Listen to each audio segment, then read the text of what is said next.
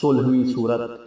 فرزند آدم میں وہ زندہ ہوں جسے موت نہیں ہے، تم میرے احکام پہ عمل کرو اور جس چیز سے منع کر دوں اس سے پرہیز کرو تو تمہیں بھی وہ زندہ بنا دوں گا جسے موت نہ ہوگی۔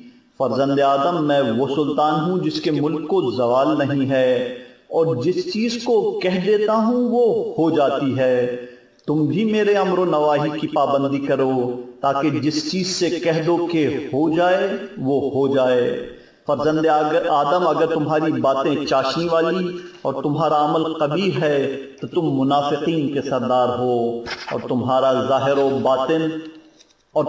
ظاہر بہترین اور باطن بدترین ہے تو تم ہلاکت کے سب سے زیادہ سزاوار ہو۔ فرزند آدم کوئی شخص جنت میں قدم نہیں رکھ سکتا ہے جب تک میری عظمت کے سامنے سر نہ جھکائے، اور اپنے دن کو میری یاد میں نہ گزارے، اور اپنے نفس کو خواہشات سے روک نہ رکھے، اور غریبوں کو اپنا بھائی نہ سمجھے، اور مسکینوں سے ہمدردی نہ کرے، اور یتیموں کا احترام نہ کرے، اور ان کی خاطر مہربان باپ جیسا اور بیواؤں کے لیے ہمدرد شوہر جیسا نہ ہو جائے۔ جو بھی دنیا میں ایسا کردار پیدا کر لے گا میں اس کی آواز پر لبیک کہوں گا اور اس کے مطالبات کو عطا کروں گا۔